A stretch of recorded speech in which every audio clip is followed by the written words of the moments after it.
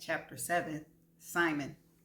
I thought about getting hammered at the reception, but I didn't want to be that guy. Besides, there were too many flashing cameras to catch my missteps I might make. So I gave my toast tasteful, heartfelt. Derek and I had been friends since we were old enough to climb through a fence that separated my parents' garden district home from his. Given the close connection between our families, my parents had attended the wedding, though not the parade.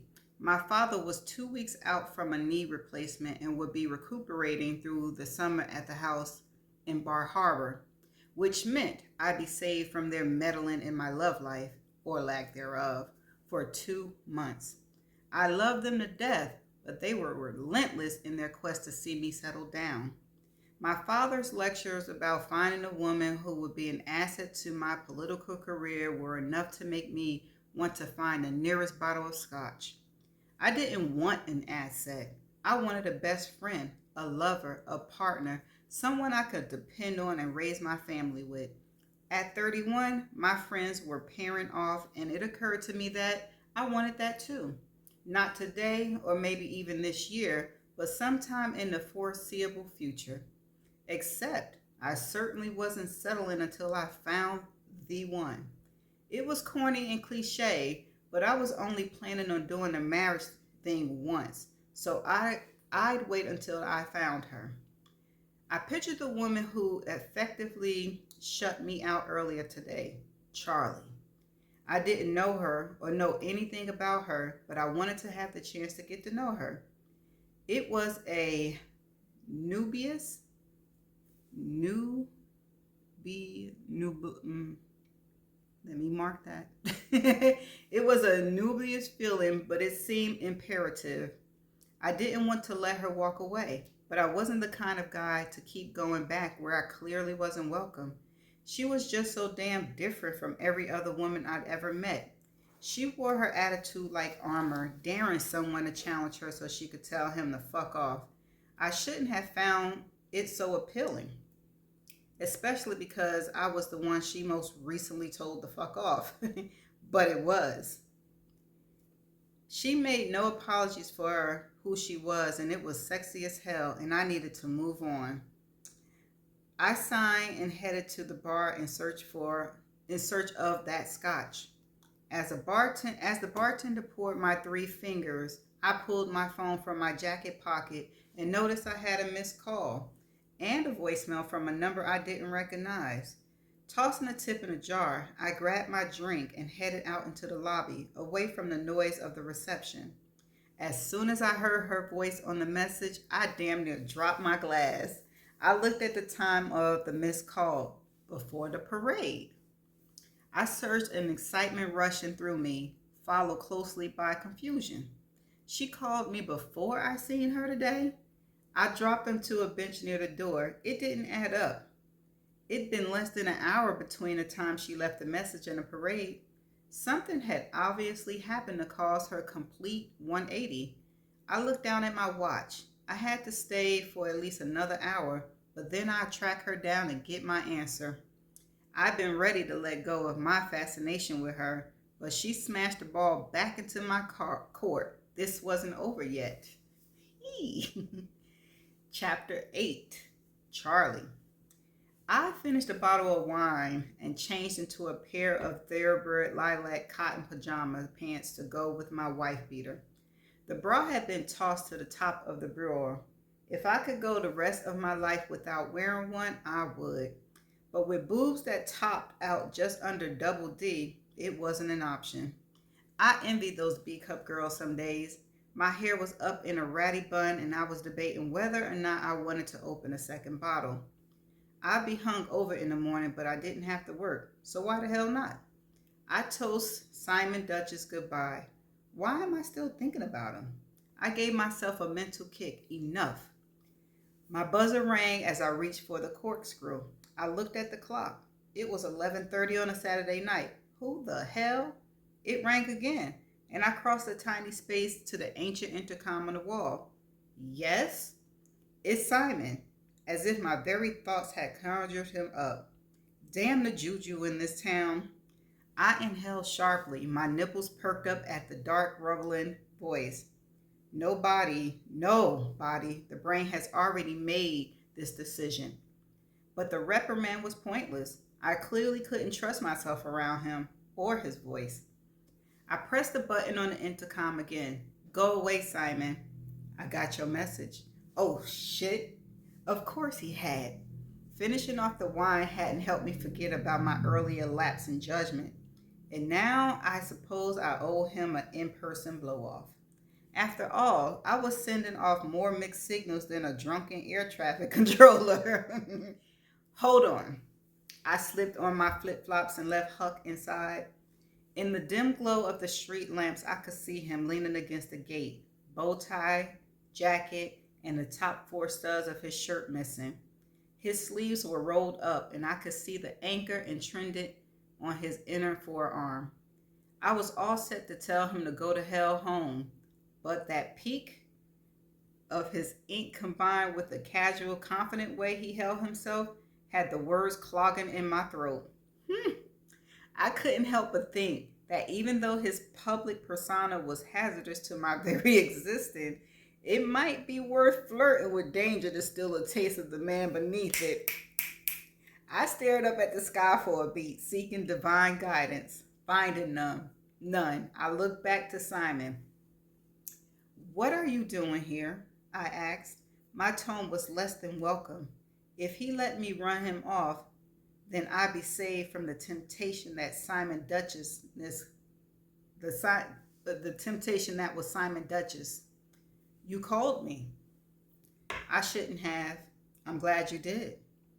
He shifted as though annoyed by the bars between us. Sorry, Simon, I thought. Even without the bars, there would always be impenetrable walls. A thought struck me. Are you drunk? No, Simon replied with a laugh. Are you? A little. At least I could be honest about that. A provocative smile spread across his face, and I caught a flash of dimples. They do it to you all the time, damn dimples. Damn. Come on, world, throw me a bone. Are you going to ask me in? He punctuated the question with a raised eyebrow. I shouldn't, I told myself. I added, I really, really shouldn't. You don't look like the kind of girl who doesn't do things just because she thinks she shouldn't. I looked down at the uneven cobblestone beneath my feet. Don't pretend like you know me. I want to. Why? It was a question I desperately wanted answered. I was still trying to sort out all of the reasons for my attraction to him. Maybe he could articulate whatever this crazy thing was between us and solve the mystery for me.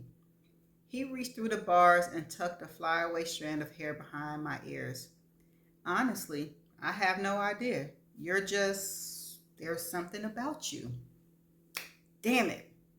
I took a deep breath and exhaled slowly, giving myself a moment to think. Ultimately, it was his honesty that decided it. We were equally off balance here, and I was probably going to regret this, but what the hell? I twisted the lock and opened the gate. For some reason, it didn't feel wrong. I thought of Ev's advice. One night, get him out of my system. I never had to see him again. I could steal this night and emerge unscathed. My heart hammered as my plan formed. I forced myself to walk slowly as I led Simon to the inner courtyard, and he pushed to take in a garden oasis. It was magical, a hidden gem in the middle of the quarter. The brick walls enclosed a huge live oak draped with thick blankets of Spanish moss and resurrection fern. Fairy lights and solar-powered Chinese lanterns dangled from the branches. The tickle of fountains and the koi pond were the only sound beyond the noise of the city. The blue water of the small splash pool reflected the lights and the stars. This place is amazing. Simon spun in a slow circle, taking in the oasis and a spiral staircase that led up to my apartment. My plan was crazy, but I had the privacy I needed. Harriet was at an an art showing in San Francisco. Simon was going to think I was insane, but in my messed up mind, this was the only way I could make it work. I wanted us on a level playing field, and his shiny black dress shoes, pressed white shirt, and tucked pants did nothing but remind me of my past and the light years between our current situations in life.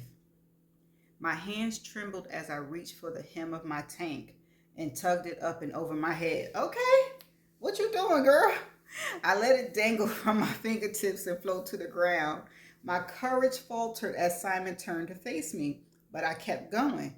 I stepped out of my flip-flops and caught the waist of my pajama pants with my thumbs and tugged them down. His eye widened comical and his jaw slackened as he took in my nakedness. What? Girl, slow down.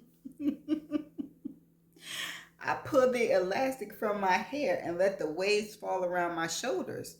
The black, red, and purple tresses covered my breasts and hid the gold rings that pierced my nipples. Oh, that's... I tried to picture myself from his point of view. Ink from shoulder to wrist, script down my left side along my ribs, an abstract phoenix down my other side. My legs were pale white, yet untouched by the needle. I was offering him everything I was, stripped down to the core, albeit temporarily. I turned and stepped into the splash pool, the warm water rising up to my chest. My hair floated on the surface before sinking down and clinging to me. Are you coming in? I was proud that my voice didn't shake. He hadn't moved, and I couldn't read his expression. But I wanted him to be as naked as I was. All evidence of his status and position left outside the little bubble I was creating. For tonight, I wanted there to be no past, no future. I just wanted right now, this moment, with him. Charlie? I leaned back and let my body float to the surface as I treaded water with my hands.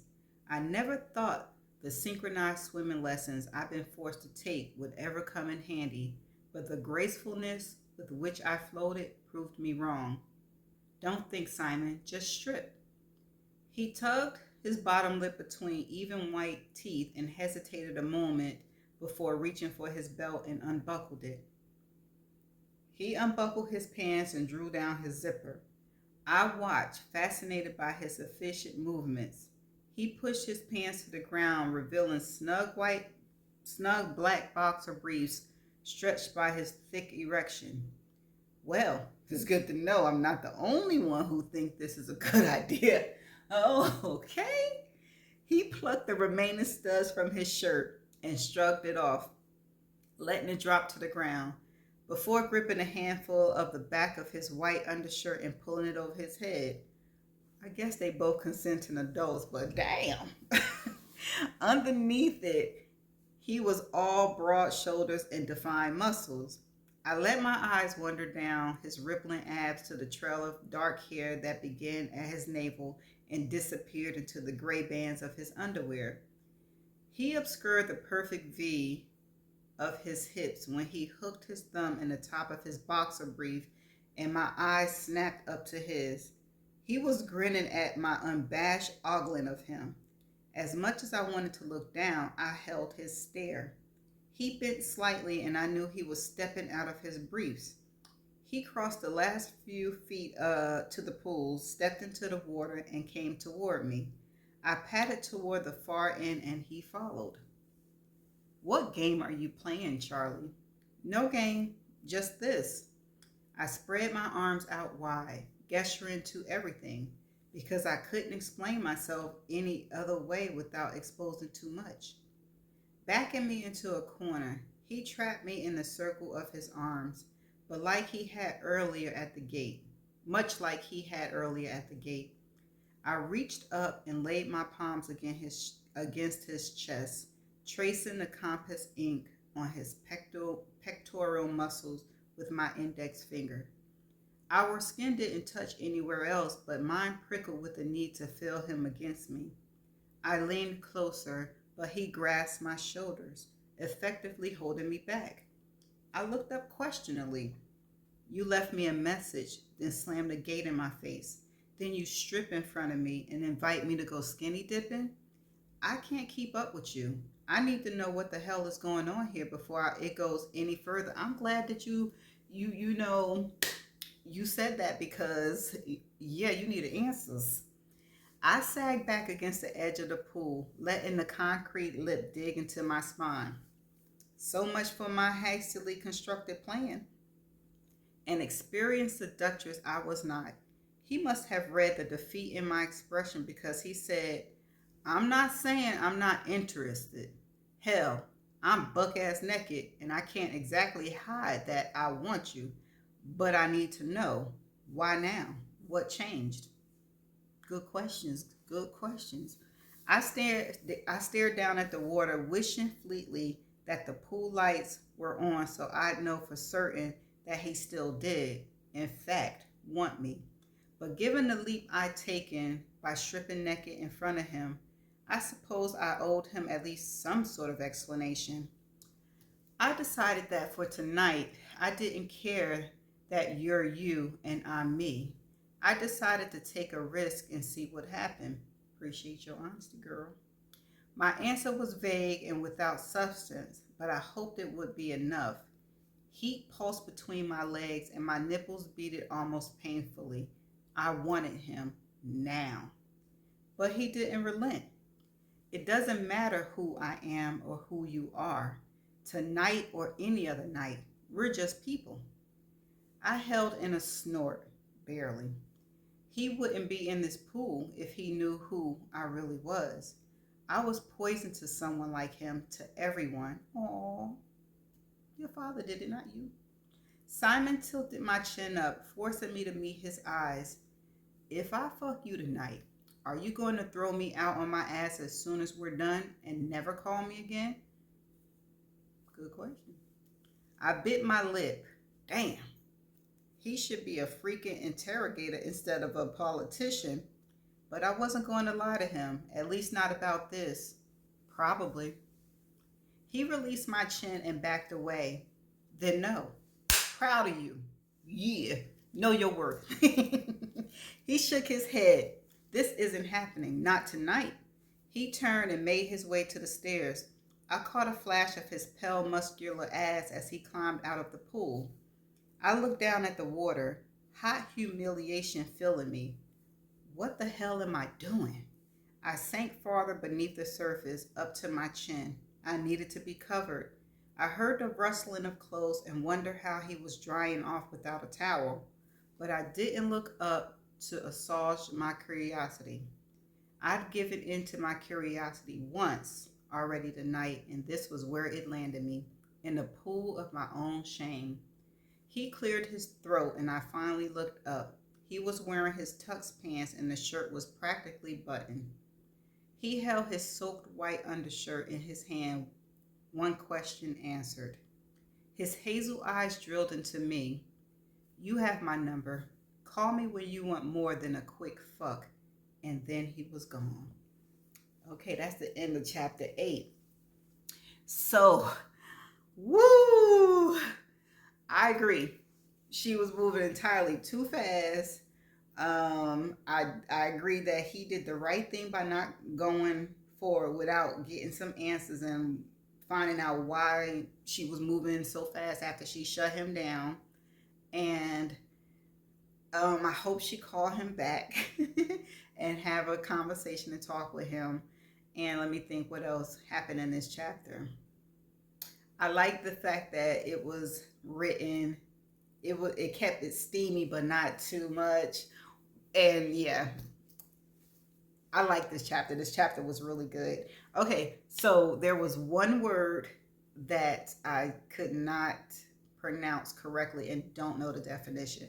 So stay tuned for the definition video. Be right back. Okay, I'm back. This is the definition video.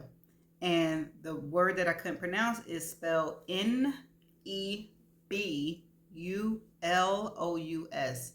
Nebulous. I don't know how I pronounce it, but here's how it sounds. Nebulous. Nebulous. I think I pronounced it nebulous. I'm not sure. Let me do it again. Nebulous. Okay, I think I said that. Okay, it's an adjective, and it says in the form of a cloud or haze, hazy. It makes sense. Yeah, it was perfectly used. And you know, I'm liking so far the words that they're using. It's not too hard to see it in the story. But yeah, so that's all I have for the definition video. I will see you in the next chapter. See you in chapter 9. Bye.